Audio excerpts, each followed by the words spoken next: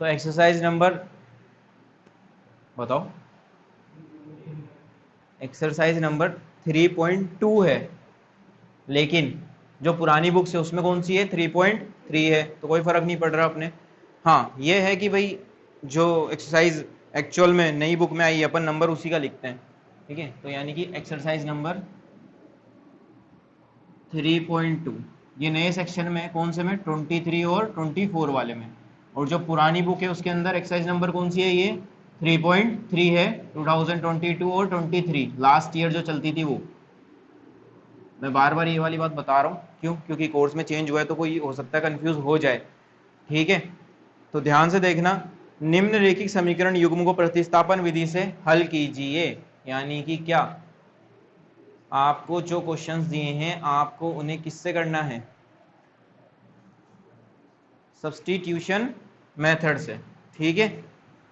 तो किससे करेंगे, सब्स्टिट्यूशन मेथड से। सब्स्टिट्यूशन मेथड होता क्या है, आपने अभी 2-3 लेक्चर्स में देखा कि हम x की वैल्यू दूसरे वाले, मतलब एक इक्वेशन, दो इक्वेशन बन रही थी, इसमें से x या y की इक्वेशन वैल्यू लेकर के इक्वेशन में से x या फिर y वाली लेकर के इस वाले में पुट कर रहे थे। अगर इधर x की वैल्यू ली हमने तो इधर क्या मिलेगा हमारे को, 100% y मिलेगा, हमें क्या मिल जाएगा, y। फिर y की वैल्यू या तो इसी में रख दो या इस वाली इक्वेशन में रख दो, दोनों से क्या मिल जाएगा, x मिल जाएगा, मतलब सोल्व करने पर क्या मिल जाएगा, x। अभी 2-3 क्लास में ये देखा आपने कि हाँ इसका इसमें रखेंगे उसका उसमें रखेंगे, आंसर आ जाएगा। तो इसी को क्या बोलते हैं, सब्स्टिट्यूशन मेथड बोलते हैं, यानी कि प्रतिस्थापन विधि बोलते हैं। अब नॉर्मली समझ लो होती क्या है। पहली बात तो ये कि आपको 2 चर वाले रैखिक समीकरण दिए हों या 3 वाले दिए हों या 4 वाले, ठीक है।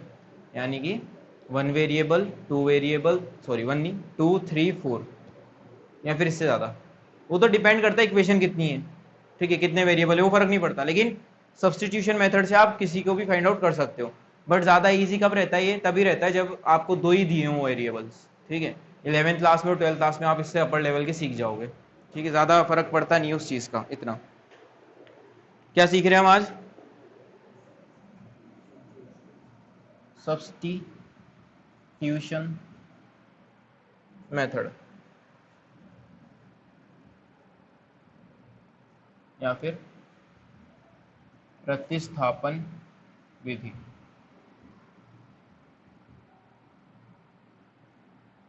सबसे फर्स्ट क्वेश्चन, सबसे इजी क्वेश्चन, बहुत आराम से समझना, x plus y equal to 14, ठीक है, और दूसरी इसी के नीचे दी हुई है बुक के अंदर, x minus y equal to 4।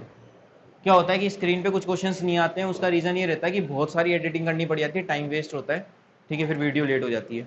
तो अभी आप देख लो, क्वेश्चन ये रहे, बुक के अंदर भी मिल जाएंगे, तुम्हारे सबके पास में बुक तो होगी 100%। कौन सा करेंगे, सब्स्टिट्यूशन। ध्यान दो, ये x plus y equal to 14 है, कुछ नहीं करना, यहाँ से या तो x ले लो या y ले लो, तुम्हारी मर्जी। मैं x इधर ही रख रहा हूँ, ये कितना है 14, प्लस का y उधर जाएगा तो माइनस का y, ठीक है। इसको बोल देते हैं अपन, कुछ भी बोल दो, इसको इक्वेशन 1 और इसको इक्वेशन 2, ठीक है। ये क्या ले लूँ मैं, इक्वेशन 3 बोल दूँ इसको, इसे इक्वेशन 3 बोल देता हूँ मैं। Put equation 3 in equation 2। अच्छा मेरी बात सुनो, 3 को 1 में पुट नहीं कर सकते, क्यों, अरे 1 से ही तो 3 बनी है, 1 से ही तो 3 बनी है, अगर उसी में पुट कर दोगे तो सारा 0 हो जाएगा, चाहे पुट करके देख लेना, 0 हो जाएगा पूरा का पूरा।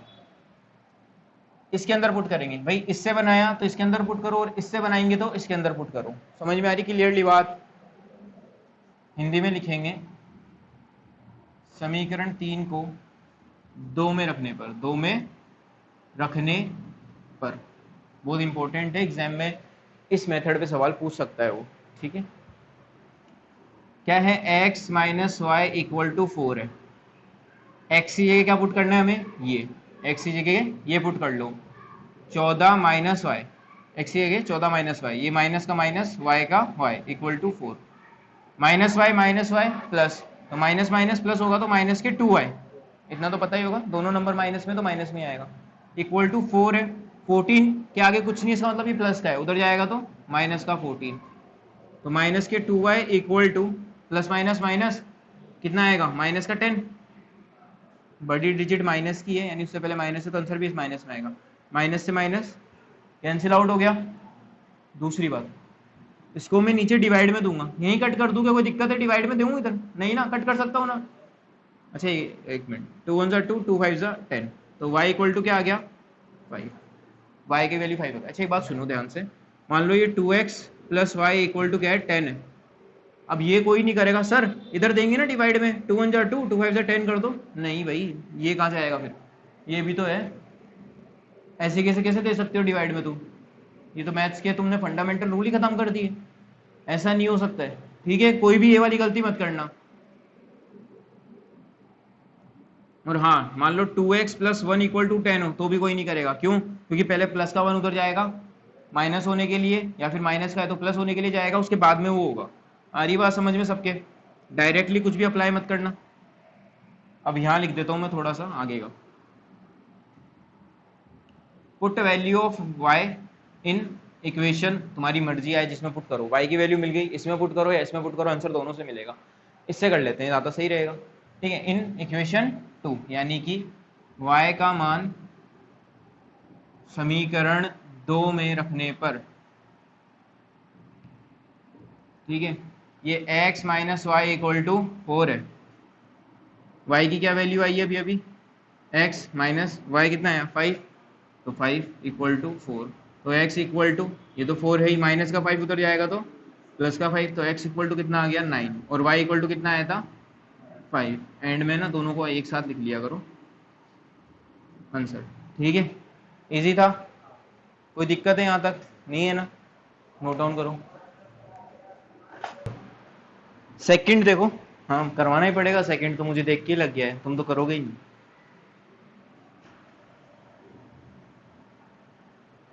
s minus t equal to 3, ठीक है, दूसरी इक्वेशन है s अपॉन टी, नहीं प्लस टी बाय 2, दूसरी इक्वेशन है s upon 3 plus t upon 2 equal to 6। चलो जी, कैसे करें? कुछ नहीं, जैसे करना है वैसे करेंगे, बात खत्म। ठीक है, इसको थोड़ा सा सॉल्व कर लो, इक्वेशन नंबर 1 दे दो, इसको इक्वेशन 2 मत देना, पहले थोड़ा सा सॉल्व कर लो। जब आप कुछ भी ऐसा देखो फ्रैक्शन के अंदर, यानी भिन्न, हिंदी में बोलते हैं भिन्न, इंग्लिश में बोलते हैं फ्रैक्शन, ठीक है, तो इसको थोड़ा एलसीएम वगैरह लेकर के सॉल्व कर लिया करो हल्का फुल्का सा। कैसे?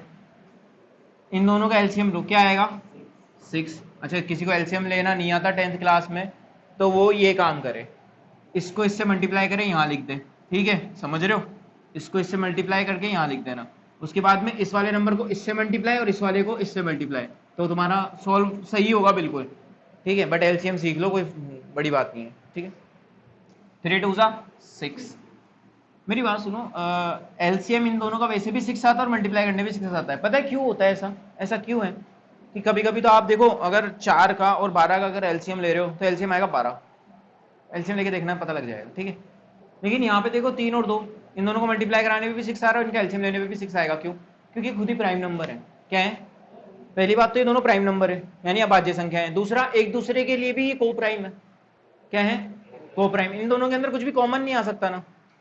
अगर कोई ऐसा नंबर आए, मेरी बात ध्यान से सुन लो, आज नोट लगा लो इस बात पे, अगर कोई 2 नंबर ऐसे आ जाए जिनका आपको क्या लेना है, एलसीएम लेना है, और वो 2 नंबर कैसे हैं, ये वाला नंबर चाहे वो 8 है, मान लो 8 है, ये वाला नंबर जिसकी टेबल में आता है उसकी टेबल में ये वाला नंबर नहीं आता, समझो, जैसे 8 है और जैसे 9 है, इन दोनों का अगर तुम्हारे को एलसीएम लेना है तो 9 8 का मल्टीप्लाई करके कितना आएगा 72, यही एलसीएम आएगा इसका। क्या आएगा? यही क्या आएगा? इसका एलसीएम आएगा। दूसरी बात ये गौर करके समझ लो क्यों हुआ ऐसा। भाई ये वाला नंबर इस वाले नंबर के लिए कह दो, या ये वाला नंबर इस वाले नंबर के लिए कह दो, यानी कि दोनों एक दूसरे के लिए क्या क्या है, को प्राइम है। कैसे है? को प्राइम है। क्या समझे? को प्राइम मतलब सह अभाज्य। क्या है? सह अभाज्य। फर्स्ट चैप्टर में भी वाली बात समझाई थी मैंने, सह अभाज्य, समझो आराम से समझो।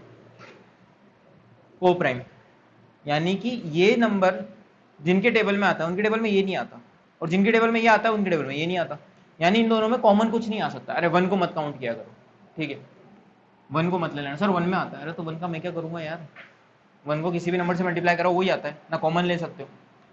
समझ में आ रही बात? तो एलसीएम इनका क्या करा करो, मत लिया करो, डायरेक्ट मल्टीप्लाई करवा दिया करो। मिसाल के तौर पर मिसाल के तौर पे एक नंबर ले लो 27, 27 2 से कभी नहीं जाता, ठीक है, 3 9 27 वगैरह वगैरह, सही। एक है हमारा 16, ये दोनों एक दूसरे के लिए क्या हो गए, को प्राइम। अगर मैं इन दोनों का एलसीएम लेने के लिए बोलूँ तो क्या करना पड़ेगा, इसको इससे मल्टीप्लाई कराना पड़ेगा, एलसीएम लेने की जरूरत नहीं पड़ेगी। सही है बात, समझ में आ रही है क्या? बेसिकली बात जो है समझाने की बात जो मैं कोशिश कर रहा हूँ, जिसको आई समझ में ठीक है, जिसको नहीं आई कोई बात नहीं, आगे ध्यान दो, ज़्यादा दिमाग पे जोर मत दिया करो, ठीक है। मैथ्स का जो तुमने वो शोशा बना रखा ना, मैथ्स मैथ्स मैथ्स, ऐसा कुछ नहीं है भाई। मैथ्स तो हमने क्या हाई रेटेड कर दिया है, यानी ओवर रेट जिसको बोलते हैं, क्या होती है हाई रेट, होती है ओवर रेट। ओवर रेट का मतलब होता है कि वो होता है ना बस हट, पहुँच के बाहर, है ना। ओवर रेटिंग मत किया करो किसी चीज़ को, ध्यान दो। मल्टीप्लाई करके आया सीधा सीधा, तो इसका मल्टीप्लाई इससे करवा दो, इसका मल्टीप्लाई इससे करवा दो, या फिर जो रूल है, रूल ये है डिनोमिनेटर का डिवाइड, आवाज कर ले बेटा तू, पढ़ाने मत दे, उदम मचा। अच्छा चलो छोड़ो, सुनो ध्यान से। इसका डिवाइड इसमें देते हैं, यानी कि जो भिन्न, मैं यार आज पूरा ही समझा देता हूँ, भिन्न यानी इंग्लिश में बोले तो फ्रैक्शन। भिन्न होता है अंश बटे हर, क्या होता है, अंश बटे हर, यानी कि न्यूमरेटर अपॉन में डिनोमिनेटर, डिनोमिनेटर, न्यूमरेटर अपॉन में डिनोमिनेटर, यानी कि अंश बटे हर, यानी हर का गुण, हर का भाग इस हर में देते हैं, यानी नीचे वाले का भाग नीचे वाले में देते हैं, डिनोमिनेटर का डिवाइड डिनोमिनेटर में, फिर जो आंसर आता है उसको इससे मल्टीप्लाई करते हैं। 3 का डिवाइड 6 में दो 2, 2 को s से मल्टीप्लाई कराओगे तो 2s, तो क्या ही फर्क पड़ रहा है, यहाँ से कराओ तो भी वही बात है, प्लस ये कितना आ जाएगा 3t, ठीक है। ये मल्टीप्लाई करके आया, इस वजह से ऐसा हो रहा है। अगर ये एलसीएम होता सही मायने में, अगर मान लो 12 का और आपको 15 का एलसीएम लेना होता तो कुछ और आता, तब तो फिर आपको इसका डिवाइड इसमें देना पड़ता, फिर जो आंसर आता उसको ऊपर वाले से मल्टीप्लाई करना पड़ता। आगे की बात समझ में सबको?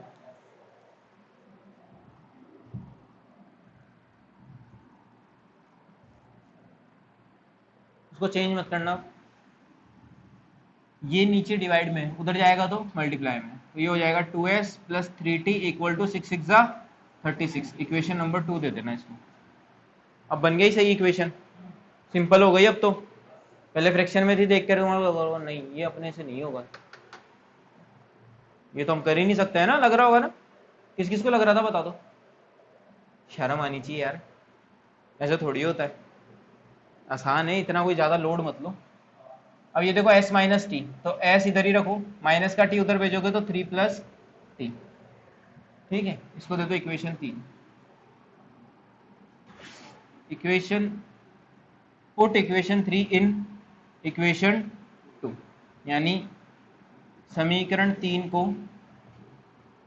समीकरण 2 में रखने पर, रख देंगे। समीकरण 2 क्या है, पहले लिख लो, 2s plus 3t equal to 36, ठीक है। s की वैल्यू ये रही, यहाँ पे रखो, 2 मल्टीप्लाई में है, ब्रैकेट लगाओ पहले क्योंकि बड़ा नंबर है, 3 प्लस 3 प्लस टी, ठीक है।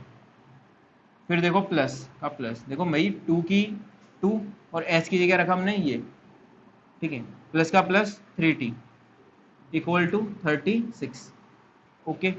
2 बाहर है, अंदर मल्टीप्लाई करवाओ, 2 3 जा 6, प्लस 2 को फिर t से मल्टीप्लाई कराओगे तो 2t plus 3t equal to 36। Bracket के बाहर जो नंबर होता है वो ब्रैकेट के अंदर सारी नंबर से क्या होता है, मल्टीप्लाई होता है, ठीक है ना, चाहे वो 10 ही हो। आ रही बात समझ में? यहाँ ध्यान देने वाली बात ये है, 6 उधर भेजेंगे हम तो 36 तो है ही, 6 उधर भेजेंगे तो माइनस के 6, इन दोनों को ऐड करो, 2t 3t 5t, ठीक है। इधर क्या बचेगा 30, 5 कहाँ चला जाएगा डिवाइड में, और ये बचा अपने पास में t, क्योंकि t मल्टीप्लाई हो रहा है इसके साथ, इसलिए डिवाइड में गया ना 5, कट करो, 5 1 5, 5 6 30, तो t इक्वल टू कितना आ गया 6,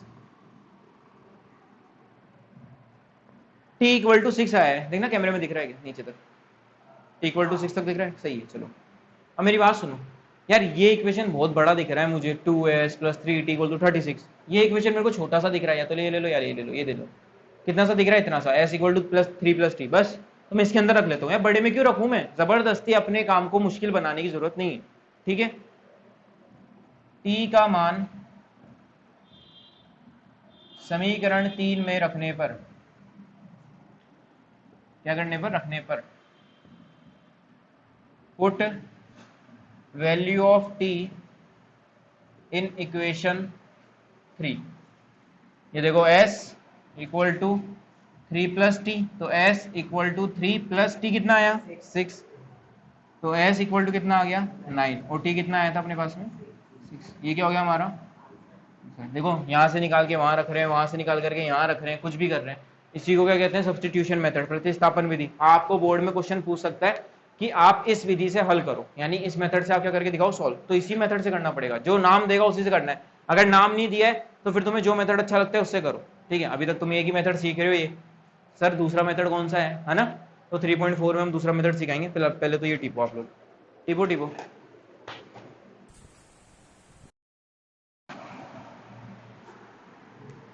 question number 4,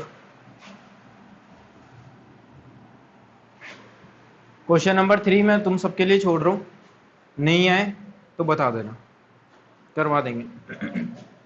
0.2x plus 0.3y equal to 1.3, 0.4x plus 0.5y equal to 2.3। समझो, पॉइंट वाले हैं। मेरे को यहाँ पे एक कॉमन चीज दिख रही है जिससे मैं काम कर सकता हूँ आसानी से, समझना। पॉइंट के बाद एक डिजिट, पॉइंट के बाद एक डिजिट, पॉइंट के बाद एक डिजिट, ठीक है भाई। तो इजीली पॉइंट हट जाएगा ये तो, ठीक है। समझो, इसका मैंने पॉइंट हटाया, पॉइंट हटाते ही तो 2 हो गया x, अरे आगे का 0 क्यों लिखना, लेकिन पॉइंट के बाद कितना नंबर था 1, तो 1 0 आ जाएगी, यानी 1 के साथ 1 0। 2 डिजिट होते तो 1 के साथ में 2 जीरोस, 3 डिजिट होते तो 1 के साथ में 3 जीरोस आते हैं, प्लस का प्लस। इसका पॉइंट हटाया क्या आएगा 3y अपॉन में 10 इक्वल टू, इसका पॉइंट हटाया तो 13 अपॉन में 10। जब डिनोमिनेटर सेम आ जाए, यानी कि हर जो है सेम आ जाए, तो आपको एलसीएम नहीं लेना है, वो का वही होता है, और ऊपर भी कोई चेंज नहीं आएगा। 2x plus 3y as it is लिख दो, 2x plus 3y as it is लिख दो। कोई दिक्कत है यहाँ तक किसी को, है तो बता दो। देखो ये 10 डिवाइड में उधर जाएगा मल्टीप्लाई में, मल्टीप्लाई में 10 से 10 कट जाएगा, आपको कोई जरूरत नहीं है। अगर इसके भी नीचे और इसके भी नीचे सेम सेम हो तो क्या कर दिया करो, कट कर दिया करो।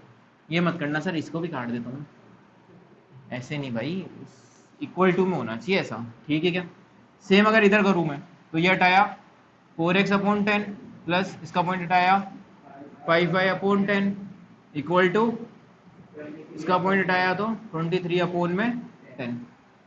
क्या आ जाएगा 4x प्लस 5y अपॉन में 10 इक्वल टू 23 अपॉन में 10, 10 से 10 कैंसिल आउट हो गया, सही बात है। क्या बन गई इक्वेशन अब 2x plus 3y equal to 13, और ये बन गया 4x plus 5y equal to 23। अभी भी सॉल्व हुआ नहीं है इक्वेशन 1 इक्वेशन 2। यहाँ से देखो क्या करें हम, ये हो जाएगा 2x, ठीक है। थोड़ा जगह कम पड़ जाएगी बाद में, तो मैं यहाँ से लिख लेता हूँ, यहाँ लिख लूँ मैं साइड में क्योंकि जगह कम पड़ेगी। 2x plus 3y equal to 13, ये इक्वेशन नंबर 1 है। किसी को किधर भेजो कोई फर्क पड़ेगा नहीं इसमें तुम्हारे। ये 2x है इक्वल टू ये 13 है, y 3y उधर भेजोगे तो माइनस के 3y, x है 13 माइनस 3y, ये मल्टीप्लाई में इधर क्या जाएगा नीचे डिवाइड, ठीक है। इसको दे दो equation number 3, put equation 3 in equation 2, यानी कि समीकरण 3 को 2 में रखने पर,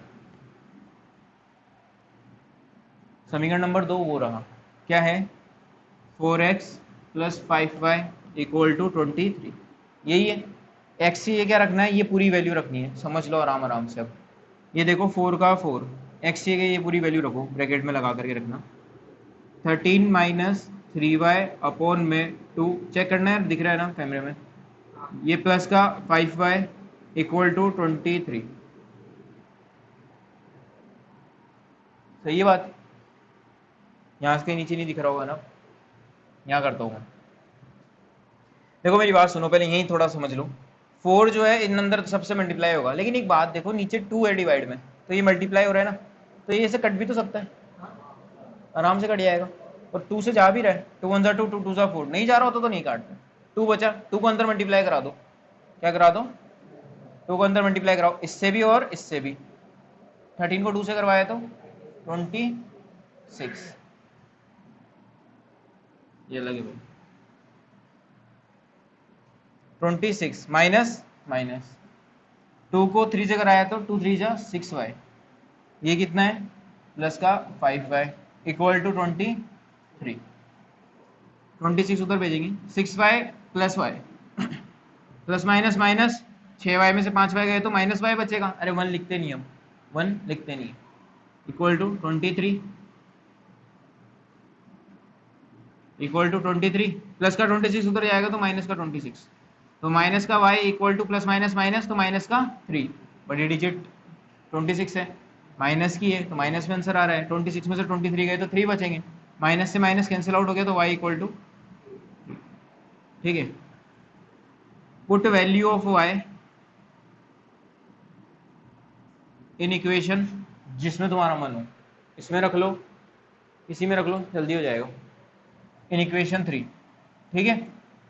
ये देखो x equal to 13 minus 3y upon में क्या है 2, तो थोड़ा देखो x equal to 13 minus 3y की वैल्यू देखो 3 मल्टीप्लाई होगा, मतलब ये दोनों एक दूसरे से मल्टीप्लाई में है, अपॉन में जगह नहीं बची, इधर कर रहा हूँ मैं अब।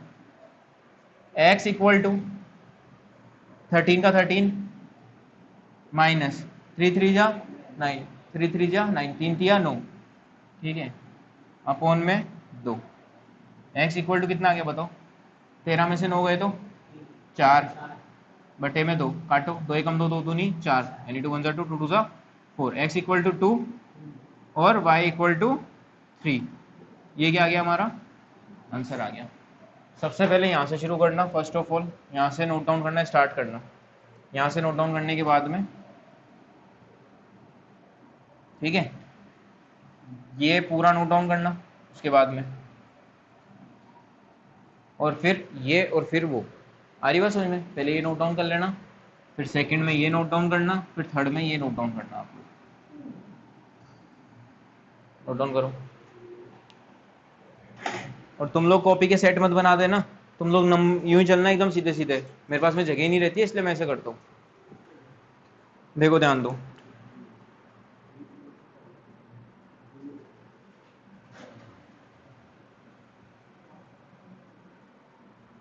इनके गिर रही है, √2x plus √3y equal to 0, और एक है अपने पास में √3x minus √8y equal to 0। बताओ भाई इसको कैसे सोल्व करें, ध्यान दो, एक इक्वेशन नंबर 1 है और एक इक्वेशन नंबर,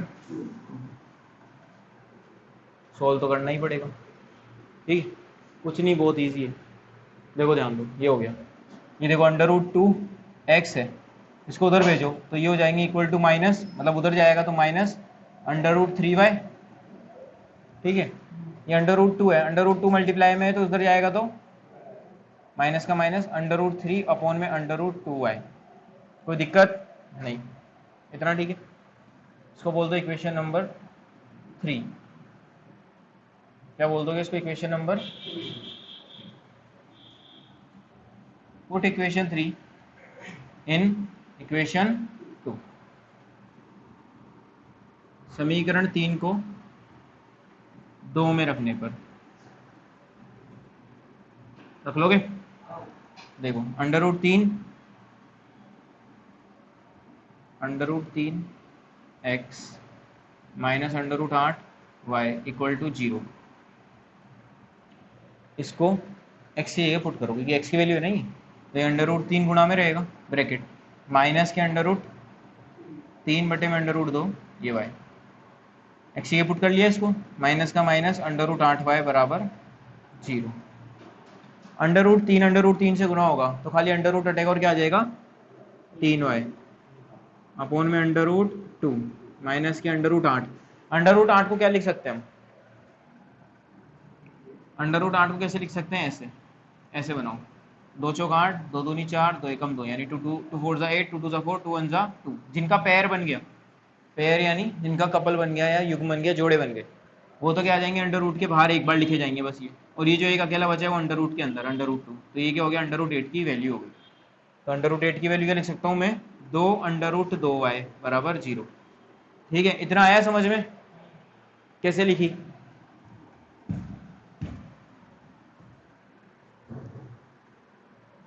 यहाँ ध्यान दो, मैं यहाँ ले रहा हूँ एलसीएम। क्या ले रहा हूँ? एलसीएम। कुछ नहीं, एलसीएम में ऐसा कुछ खास नहीं है, यहाँ पे कुछ नहीं है तो 1 ले लो, और कुछ नहीं करना आपको, यही एलसीएम आएगा। ठीक है, क्या आएगा? ये का यही, अंडर रूट 2 का अंडर रूट 2। इसके ऊपर वाला कुछ चेंज होगा नहीं। ऐसी वाली कंडीशन में जब एक के बट्टे में तो कुछ हो और दूसरे के बट्टे में कुछ ना हो, यानी अपॉन में कुछ नहीं हो, तो आप इसको इससे डायरेक्ट मल्टीप्लाई कराओ और ये एज इट इज रह जाएगा।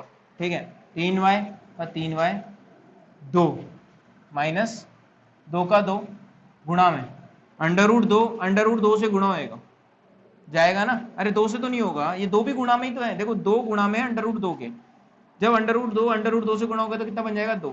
एक तो ये वाला 2 ऐसे की ऐसे, इसको इससे कराया है तो 2, y का y बराबर 0।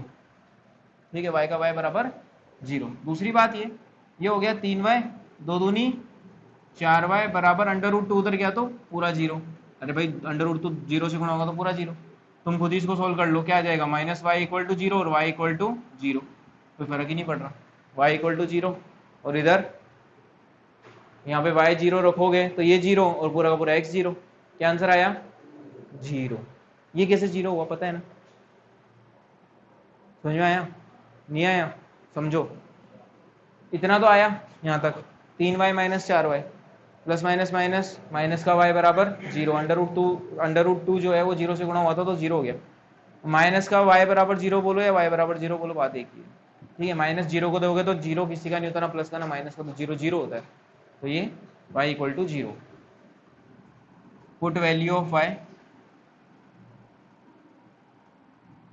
इन इक्वेशन 1 के अंदर पुट कर लो y की वैल्यू, या फिर 3 में पुट कर लो, ज़्यादा आसानी से तुम्हारे को समझ में आता है। ये रहा x बराबर माइनस के अंडर रूट 3 बटे में अंडर रूट 2 गुणा में y है, y कितना है? 0। 0 से कुछ भी गुणा करोगे तो पूरा 0। x बराबर 0, y बराबर 0, आंसर आ गया। इसका आंसर तो वैसे भी 0 होना ही था, साफ साफ ही दिख रहा है। क्या दिख रहा है? साफ साफ ही दिख रहा है कि इसका तो आंसर 0 होना ही था। ठीक है, लिख लो। ऐसा क्वेश्चन एग्जाम में नहीं पूछता इस तरीके का। क्वेश्चन नंबर 6 देखते हैं उसके बाद में। हाँ, तो क्वेश्चन नंबर 6 देखो अब। 3x अपॉन में 2, 3x अपॉन में 2, और बताओ आगे। माइनस 5y अपॉन में 3 और इक्वल टू माइनस का 2। माइनस 5y अपॉन में 3 इक्वल टू माइनस का 2। फिर यहाँ देखो x upon 3 plus y upon 2 equal to 13 upon में 6। हो गया इजी काम। थोड़ा थोड़ा दोनों को सोल्व कर लो, थोड़ा थोड़ा दोनों को सोल्व कर लो। अभी अभी बताया था इन दोनों का एलसीएम क्या आने वाला है? 6। सिंपल सी बात ना, बताई थी ना। इसको इससे मल्टीप्लाई करा दो, 3 3 जा 9x, माइनस इसको इससे मल्टीप्लाई करा दो 10y इक्वल टू माइनस का 2।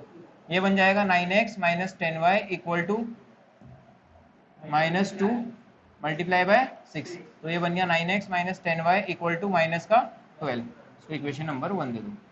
इसको देखो, इन दोनों का एलसीएम लो 6, इसको इससे मल्टीप्लाई कराओ 2x, इसको इससे करा दो 3y इक्वल टू 13 अपॉन में 6। मैंने क्या बोला था? जब दोनों के डिनोमिनेटर सेम हो, इधर वाले लेफ्ट हैंड साइड का और राइट हैंड साइड का, क्या कर दो? तो 2x plus 3y equal to 13, equation number 2। यहां से देखो अब, चलो करते हैं। 9x इक्वल टू माइनस 12 है, 10y उधर भेजोगे तो प्लस का 10y, ये हो जाएगा x इक्वल टू 10y पहले लिख लूँगा प्लस का, इस वजह से माइनस का 12 अजीब सा लग रहा है आगे, तो लिख लेता हूँ मैं 10y माइनस का 12 उधर लिखूंगा तो माइनस का 12, मतलब उधर थोड़ी भेज रहा हूँ, खाली जगह बदल रहा हूँ एक दूसरे की। और अपॉन में ये 9 मल्टीप्लाई में है तो कहाँ जाएगा? डिवाइड में। Equation number 3। Put equation 3 in equation, कर दूं क्या पुट? कर दूं?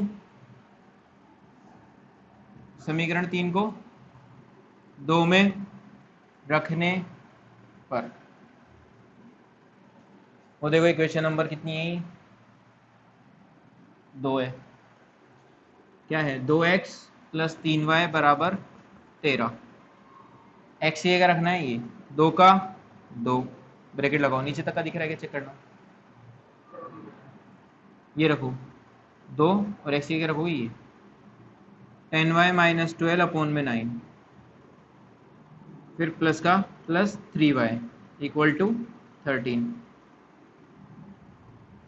इसको अंदर मल्टीप्लाई कराओ, देखो कट तो है नहीं रहा, मत काटो, इसको अंदर मल्टीप्लाई कराओ, 2 को इससे भी करवाओगे और इससे भी करवाओगे, ठीक है। 20y, ठीक है, माइनस का माइनस 2 को 12 से मल्टीप्लाई कराओगे 24/9, ठीक है, प्लस का प्लस 3y = 13। अभी सोल्व नहीं कर सकते, एलसीएम लेना पड़ेगा, ठीक है। ये जब ऐसी कंडीशन हो एक के नीचे नहीं है, तो जिसके नीचे वो तो ऐसे की ऐसे आ जाएंगे, 20y - 24, ठीक है, और प्लस का प्लस, इसको ऐसे करा दो डायरेक्ट मल्टीप्लाई, 9 3 जा 27y और अपोन में क्या आ गया 9 = 13। देखो 20y और 27y मिलके कितने हो गए, 47y = 13, 9 का चला जाएगा मल्टीप्लाई होने के लिए, ठीक है, और ये माइनस का 24 एज इट, 20y और 27y मिलकर के कितने हो गए 47y, माइनस का 24 ऐसे ही ऐसे, 39 से मल्टीप्लाई करवा दो, क्या आएगा 13 9 117, माइनस का 24 उधर आएगा तो प्लस का 24, ये रहा 47y, तो 47y = करवाओ इसको, प्लस करो,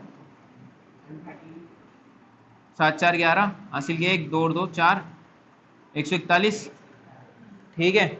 अब सुनो 47 का डिवाइड इसमें दो, डायरेक्ट ही दे दूं क्या मैं, भाई ये देखो 47 का डिवाइड, अरे यहाँ जाएगा नीचे डिवाइड होने तो जाएगा, डायरेक्ट काट रहा हूँ मैं, 141, 47 का टेबल बोलो, कितनी टाइम्स बोल सकते हैं, 3 टाइम बोल के देखते हैं, 3 7 जा 21, 2 ऊपर, 3 4 जा 12 और 2 14, गया 3 7 21, हासिल किया 1 2 का 2, 3 चौक 12 और 2 14, 141, खत्म करेंगे तो 3 बार जाएगा, इसका मतलब 47 एकम 47, 47 दिया 141, तो y = कितना आ गया 3, y की वैल्यू कितनी आ गई 3, देखना कैमरे में दिख रहा है ना, दिख रहा है, लास्ट ध्यान दो, put value of y in equation 3, ठीक है, put value of y in equation 3, दिख रहा है यहां तक का, हल्का सा,